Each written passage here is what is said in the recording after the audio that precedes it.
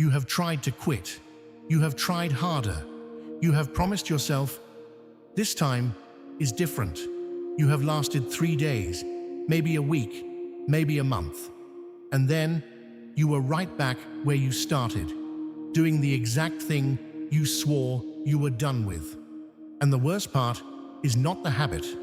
The worst part is what you tell yourself about the habit, that you are weak, that you have no discipline, that other people can change and you just can't. Here is what I need you to know before anything else in this video. You are not weak. You are not broken. You are not lacking willpower. You are simply running a program, a deeply embedded, neurologically hardwired program that your brain built in the first place to help you survive. And you have been trying to delete that program using the wrong tool. Today, we are going to talk about habits the way neuroscience actually understands them, not the way self-help culture has been describing them for decades. We are going to go inside the brain. We are going to look at exactly what happens at the neural level when a habit forms, why it becomes almost impossible to break with willpower alone, and what the research actually shows works. By the end of this video, you will understand your habits in a completely different way. And that understanding, that shift in how you see what is happening, is the first and most important step toward changing it. Let's start at the beginning. What is a habit actually? Because the word gets thrown around as if it simply means something you do a lot. But the neuroscientific definition is far more specific and far more interesting. A habit is an automated behavioral sequence that your brain has offloaded from conscious control into procedural memory, specifically into a region deep in the brain called the basal ganglia. It is a behavior your brain has decided is efficient enough and frequent enough to run automatically without requiring the attention, energy, or deliberation of your prefrontal cortex. And this is critical. This is not a failure of the brain. This is one of the brain's most extraordinary features. Your brain processes roughly 11 million bits of information per second. Your conscious mind can handle about 50 bits per second. The gap between those two numbers is where habits live, in the automation that allows the brain to do most of its work quietly, efficiently, without ever troubling your conscious awareness with the details. Research from Duke University found that approximately 40 to 45% of what people do every day is not a conscious decision. It is a habit. Nearly half of your daily actions are running on autopilot, driven not by your intentions, but by automated neural programs built up over time. So when you try to break a habit, you are not just fighting an urge. You are fighting one of the most sophisticated automation systems in the known universe, the human brain. And here's what's even more fascinating. The brain treats habits as fundamentally different from deliberate choices. Once a behavior becomes a habit, it migrates away from the prefrontal cortex, your decision-making center, and into a much older, much deeper, much more automatic brain structure. That structure is the basal ganglia, and it is where this whole story gets genuinely extraordinary. Let me take you inside the brain, and I want to start with a famous experiment, one of the most important experiments in the science of habit formation, conducted by researchers at MIT in the 1990s. The MIT researchers, led by neuroscientist Anne Graybiel, were studying rats navigating a T-shaped maze. The rat was placed at one end. Chocolate was hidden at one end of the T.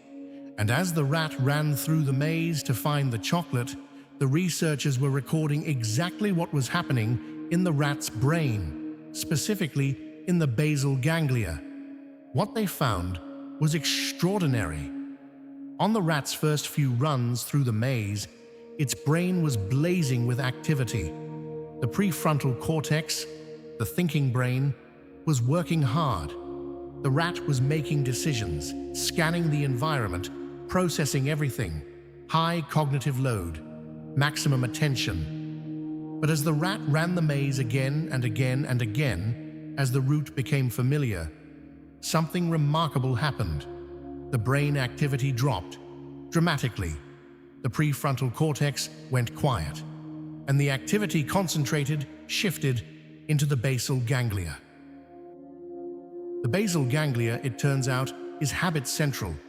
It is an ancient structure, evolutionarily much older than the prefrontal cortex, and it is specifically designed for storing and executing automated behavioral sequences.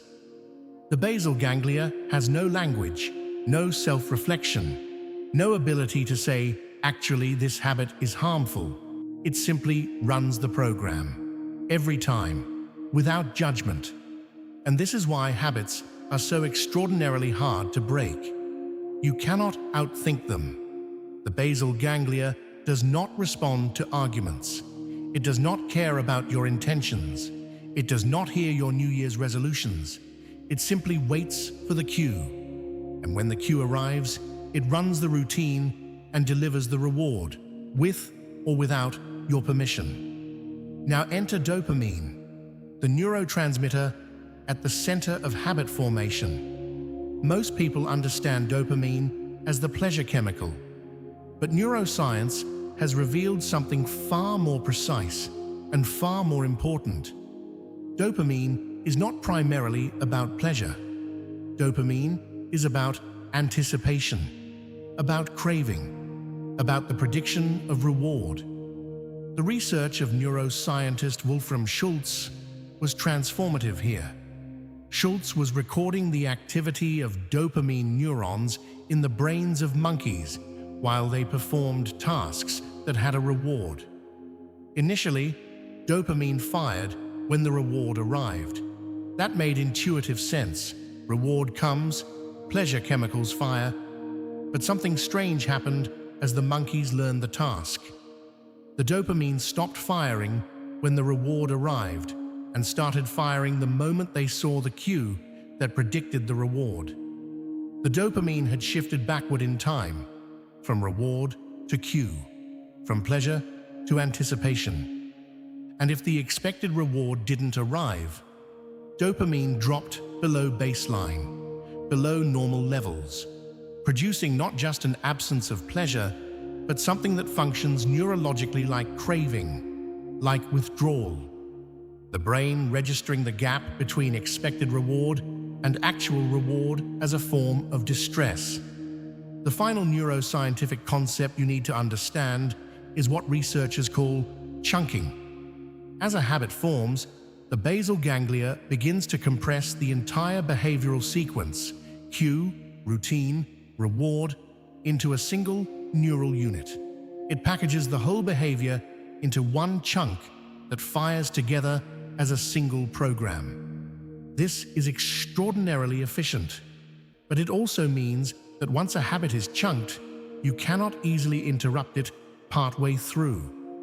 Once the cue fires and the routine begins, the entire chunk tends to run to completion, driven by the dopamine anticipation that was triggered by the cue. Stopping in the middle feels physically uncomfortable, not because you are weak, but because your dopamine system is firing a prediction that has not yet been fulfilled. This is why someone trying to quit smoking doesn't just miss the cigarette after dinner. They feel genuinely uncomfortable, anxious, restless, irritable, until the expected dopamine arc is somehow resolved. The craving is a neurological phenomenon, not a character flaw. The most useful framework for understanding and dismantling habits comes from Charles Duhigg, whose 2012 book, The Power of Habit, brought decades of neuroscience research into a clear, actionable model. Duhigg described what he called the habit loop, a three-part structure that underlies every single automated behavior your brain has ever created. The three components are cue, routine, reward. Let's go through each one in depth, because your ability to break any habit depends entirely on understanding exactly what function each component is performing in your specific loop.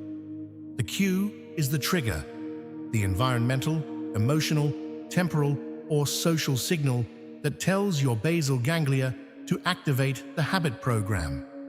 Research has identified 5 primary categories of cues. The routine is the behavior, the thing you actually do when the cue fires. This is what most people focus on when they try to break a habit, stopping the routine. And this is precisely why most habit-breaking attempts fail. Because the routine is not the problem. The routine is a solution. A solution your brain found at some point to a very specific problem that the cue presented.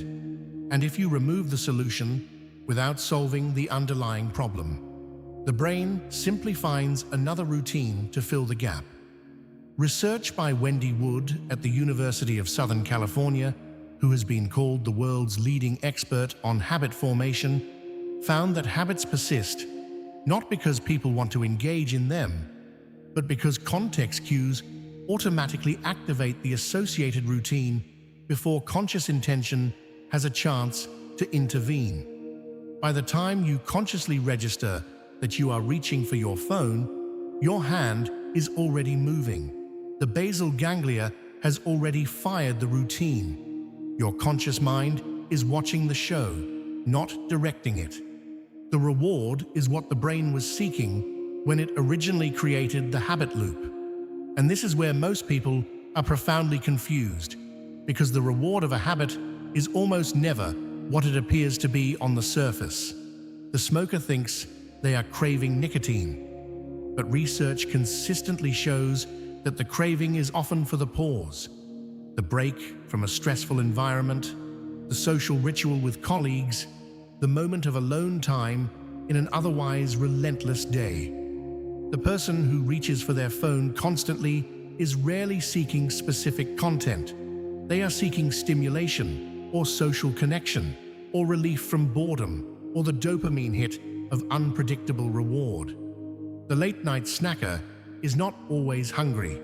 They are often seeking comfort or decompression or a reward after a long day. MIT neuroscientist Anne Graybiel's research showed that habits do not disappear when they are broken. The neural pathway remains in the basal ganglia, dormant but intact, waiting. This is why people relapse months or years after stopping a habit. The cue is encountered, the old dopamine prediction fires, the dormant pathway reactivates. The habit was never deleted, it was merely suppressed. Now let me talk about willpower, because this is where the science becomes genuinely uncomfortable for the way our culture talks about habits, and genuinely liberating for anyone who has failed to break one. Willpower is a function of the prefrontal cortex, the brain's executive control center, responsible for planning, decision-making, impulse control, and rational thought. And research, specifically the groundbreaking work of social psychologist Roy Baumeister, showed that willpower is a depletable resource. He called this ego depletion, the finding that the capacity for self-control draws on a limited pool of cognitive energy, and that pool is exhausted by use. Every act of self-control throughout the day draws from the same reservoir. This means that willpower is least available precisely when you need it most. At the end of a long, stressful, decision-heavy day. When your executive function is depleted, the basal ganglia faces almost no resistance. The habit runs. You ate the thing you promised yourself you wouldn't. You opened the app, you had the drink, and then you told yourself you had no willpower. But you didn't fail because you lacked willpower. You failed because you were using the wrong strategy against the wrong opponent. There is also a second reason willpower fails, one that is even more insidious. Remember the dopamine research? Once a habit cue is detected, the dopamine system fires a craving before the conscious mind has registered what is happening. By the time your prefrontal cortex is aware of the situation, your neurological system has already begun the process of seeking the reward. You are not fighting the habit, you are fighting a dopamine deficit that is already in progress. And here is the final piece. Stress specifically impairs prefrontal cortex function. When cortisol, the stress hormone, floods the brain, it actively suppresses executive control and drives the brain toward automated, habitual responses. This is why stress is the single most powerful habit trigger for most people. Not because you are weak under pressure, because under pressure, your brain biologically shifts from deliberate choice to automatic habit. It is a feature of your ancient survival architecture, and it is running your habits. I want to stop here, and I want to ask you something directly, because I've just given you a lot of neuroscience, and I want to bring it back to where it actually lives. In your daily life, in the moments that feel embarrassing or shameful or confusing to explain. Is there a habit in your life right now that you know is not serving you, that you know intellectually, completely, with no ambiguity, and yet you keep doing it? And the most baffling and most defeating part is not the habit itself. It is the gap between knowing and doing. The fact that information, motivation, genuine desire to change, none of it seems to be enough. You know exactly what you should do. You know exactly what you are doing instead. And understanding does not seem to create change. That gap is not a character flaw. It is the gap between the prefrontal cortex, where your knowing lives, and the basal ganglia, where your habit lives. They are different brain structures. They do not automatically communicate. Knowing something with your thinking brain does not automatically reprogram your habit brain. That is not a failure of knowledge. It is a limitation of how the brain is organized. Do you have habits that only seem to take over when you are stressed, tired, or emotionally overwhelmed? You can go days or weeks without them. And then one difficult day, one bad interaction, one moment of genuine pressure, and it is like the habit was never gone at all.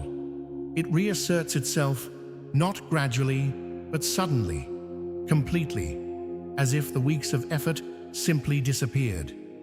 This is the cortisol effect in action. Stress suppressing your prefrontal cortex and activating your most deeply embedded basal ganglia programs. The habit was not gone. It was dormant, waiting for the cortisol that releases it. Understanding this doesn't make it easier immediately, but it does mean your relapses are not evidence that you can't change.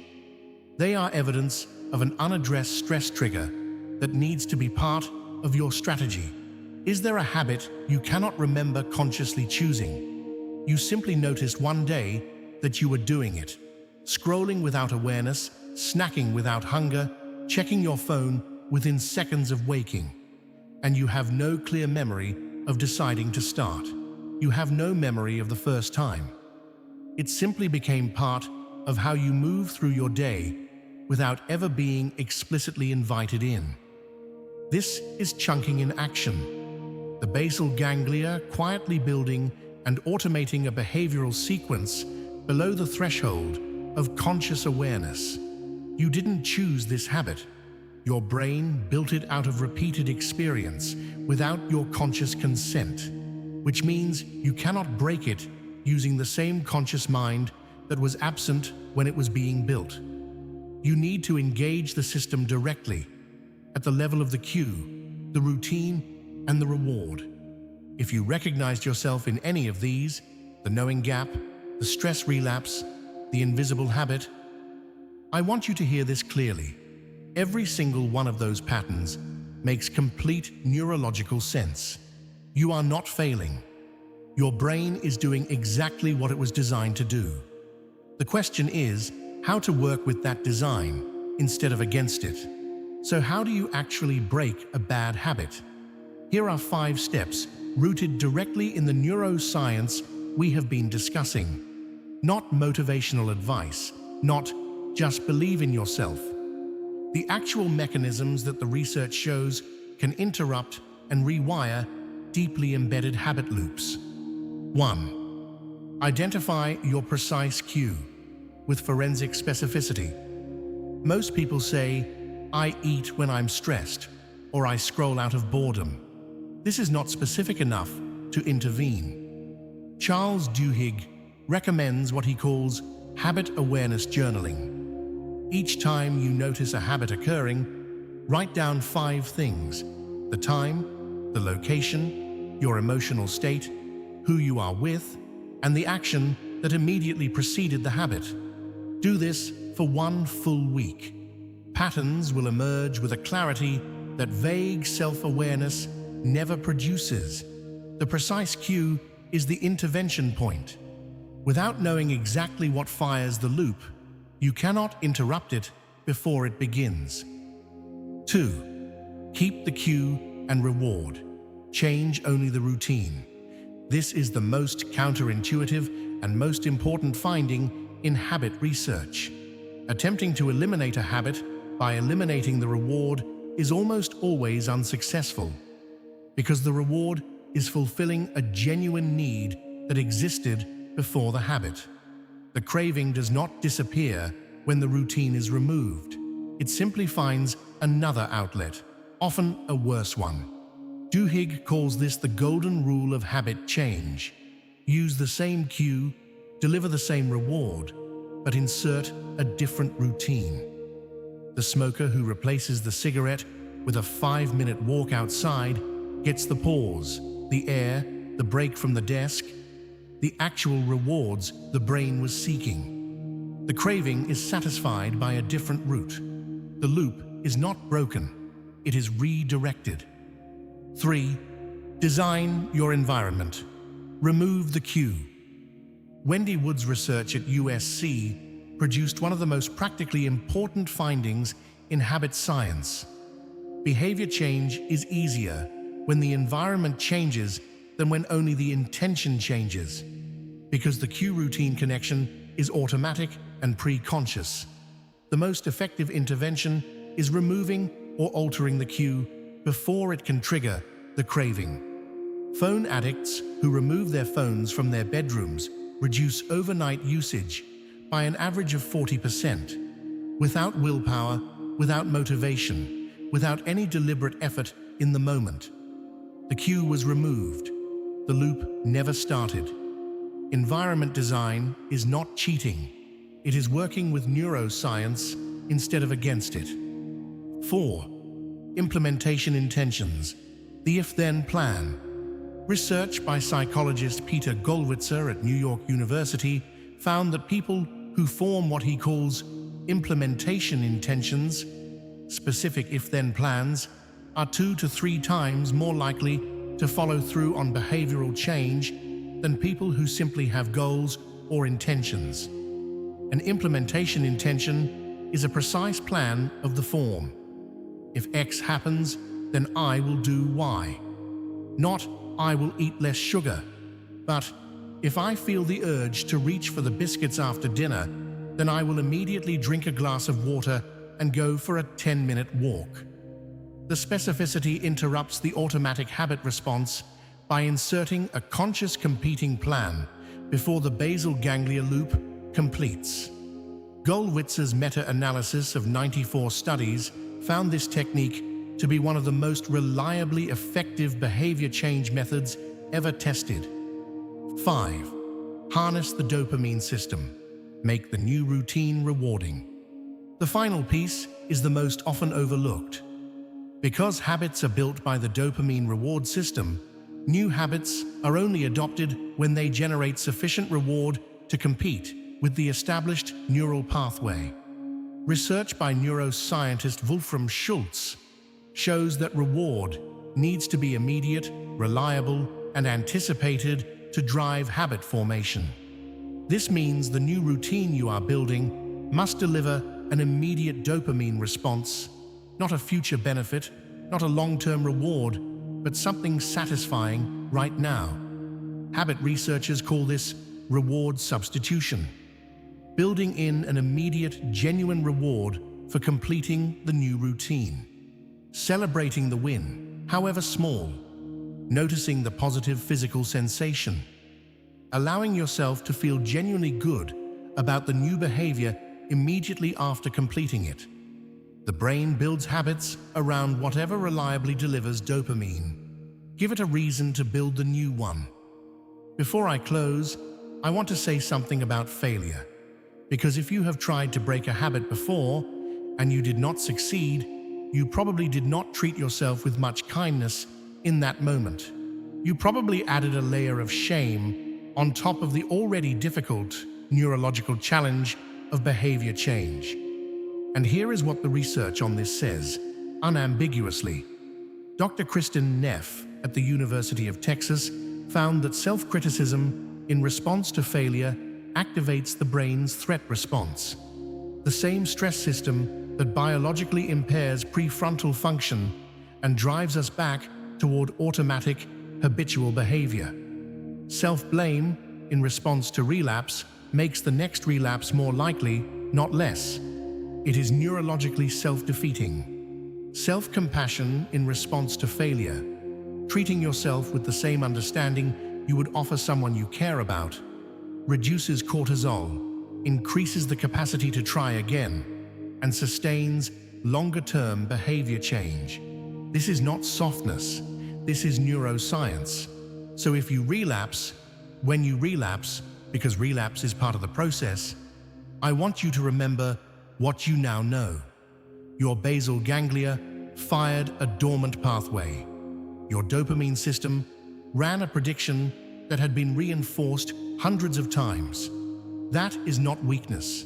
That is a very old, very determined neural program, doing what it was built to do.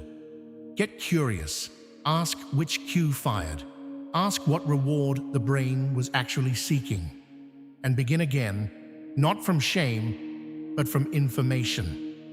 The habit you want to break is not a life sentence. It is a neural pathway, and neural pathways can be changed. That is the entire foundation of neuroplasticity. The brain you have is not the brain you are stuck with. It is the brain you have so far. Every time you interrupt the loop, even once, you are weakening the old pathway and beginning to build a new one. If this video helped you understand your habits differently, if you saw yourself in something we discussed today, please subscribe and hit the bell. Every week on Soul Fuel, I bring you psychology and neuroscience like this. Real, research-backed, designed to change how you understand your own mind. And I want to hear from you. Which part of the habit loop is hardest for you? Identifying the exact cue, finding a replacement routine, or making the reward feel genuinely satisfying? Tell me in the comments, because your answer will help me understand exactly what to go deeper on, and it might help someone else recognize their own loop in your words.